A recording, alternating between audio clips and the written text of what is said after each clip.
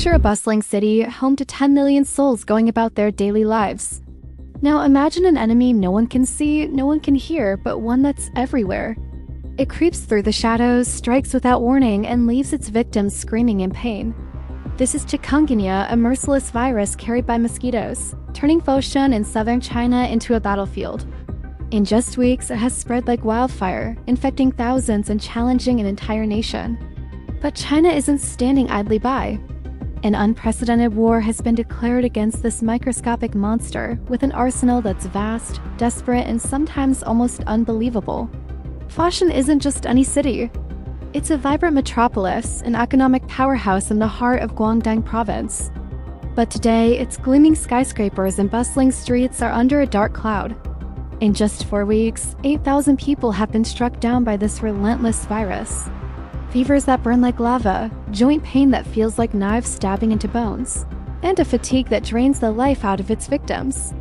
Hospitals are in chaos, overcrowded corridors, makeshift stretchers, and the constant sound of moans echoing through the wards.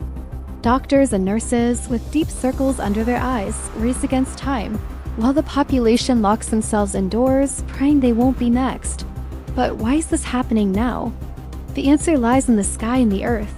Global temperatures have risen, the air has grown more humid, and rains have become heavier. This is paradise for the Aedes mosquito, the tiny killer that carries chikungunya in its jaws. Old tires filled with water, forgotten plant pots, even a discarded bottle cap, these have become breeding grounds for these insects.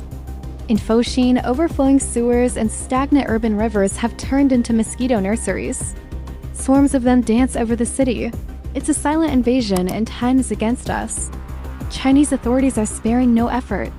It's as if Foshan has become a war zone. Soldiers in masks and heavy boots march through the streets, wielding tanks of insecticide that release toxic clouds in parks, alleys, and squares. Drones hum in the sky, their mechanical eyes scanning every corner for hidden breeding sites. Teams in red vests knock on doors, overturning buckets, emptying cans, shouting orders to terrified residents.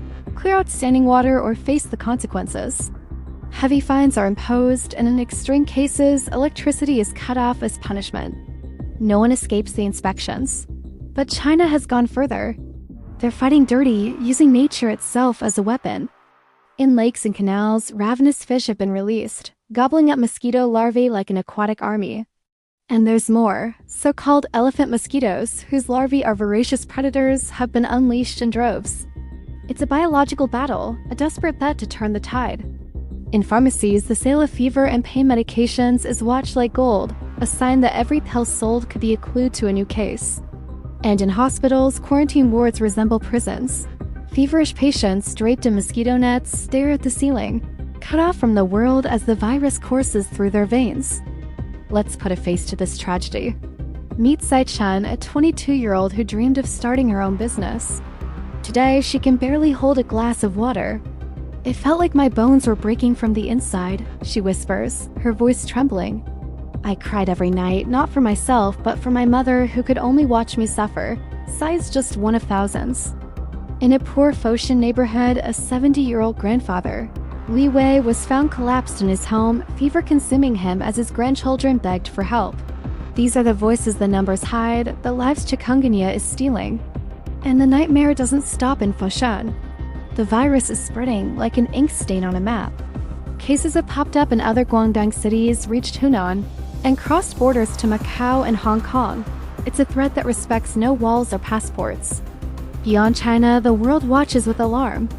The World Health Organization sounded a cry for action. 240,000 cases and 90 deaths this year, mostly in South America, where chikungunya is an old foe. The American CDC went further, issuing a travel warning for Guangdong. Get vaccinated, protect yourself, or avoid the region. But here in China, there is no vaccine. The people of Foshan stand defenseless against the enemy, relying only on nets, repellents, and hope. And if you think this is the end, you're mistaken. This is just the beginning. On a planet that grows hotter every day, where rains turn to floods and summers never end, chikungunya is merely a messenger. Dengue, Zika, yellow fever, they're all waiting in the wings, ready to take the stage. Foshan is a living laboratory, a test for what's to come. China fights with drones, fish, and insecticides. But the real enemy is bigger. Climate change, human neglect, the fragility of an unprepared world. Every mosquito killed is a victory, but the war is just beginning. So, as the sun sets over Foshan and the lights of drones cut through the darkness, a question hangs in the air, heavy as the humid night. Are we ready for the next blow? How many cities must fall? How many Cy Chens must cry before the world wakes up? The Battle of Foshan isn't just China's, it's ours, and the clock never stops ticking.